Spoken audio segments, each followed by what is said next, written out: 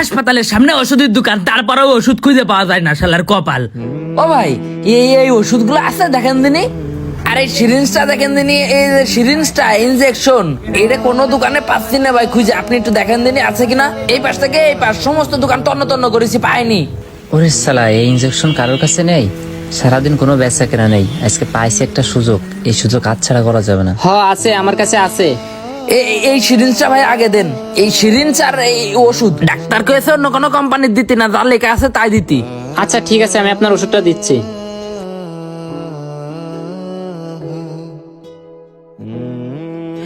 ও ভাই, এটা ভালো সিরিঞ্জ তো, এটা মার জন্য নিচ্ছি। মা এমনি রোগা মানুষ, দেখা গেল উল্টো পাল্টা সিরিঞ্জ দিলে আবার রোগাইটা হয়ে গেল। আরে উল্টা পাল্টাটা কেন দিব, এখানে যেটা লেখা আছে আমি সেটাই দিয়েছি।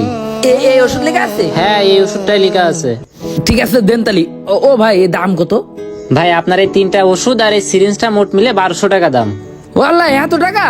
জি, এত টাকাই। ও ভাই, আমার মা অসুস্থ ভাই, আমি খুব গরিব মানুষ। মা 2 দিন ধরে হসপিটালে ভর্তি, তো অনেক টাকা চলে গেছে ভাই, একটু কম রাখেন ভাই। 150 টাকা রাখেন। মাছের বাজার পাইছো যে ওষুধ দাম দর করে বিক্রি করব? আমাদের ওষুধের দাম একটা সমিতি চার্টে লেখা আছে, কোন দোকানদার অন্য দোকানদারের থেকে কম দামে বিক্রি করতে পারে না। এই ওষুধগুলোর দাম 1200 টাকা। ভাই অন্য দোকানে তো নেই, এই ওষুধ খালি আপনার কাছে আছে, তাই আমি দাম যাচাই করতে পারিনি।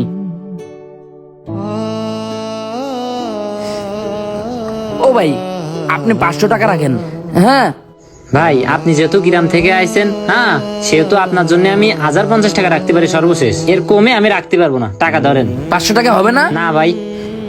ও ভাই, তাহলে এক কাজ করেন, আমার মা তো 3 দিন পরে নিয়ে যাব, রিলিজ দেওয়ার পরে পরে মাছ যখন নিয়ে যাব তখন আপনার টাকা শোধ করে দিয়ে যাবেন। আমার মামুর কাছে টাকা দিয়েছি, খালার কাছে টাকা দিয়েছি, ওরা করে 2 দিন পরে দেবে।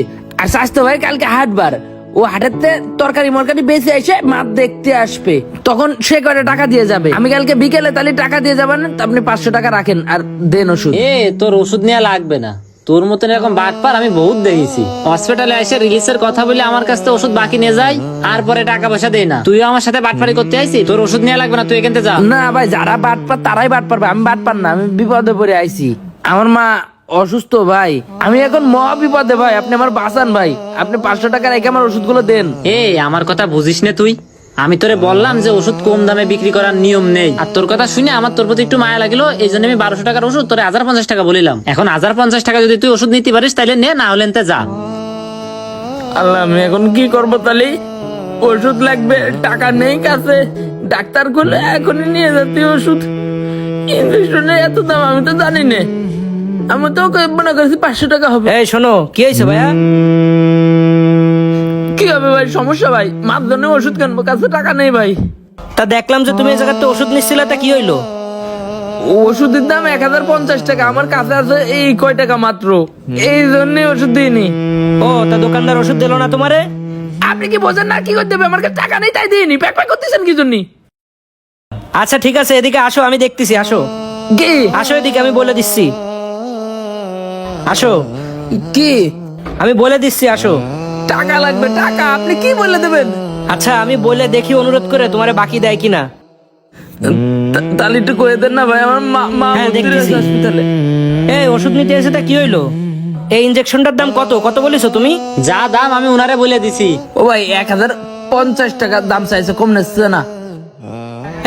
এই ওষুধের দাম কি এত? এই মিয়া, আপনি কি ওষুধের দাম সম্পর্কে কিছু জানেন?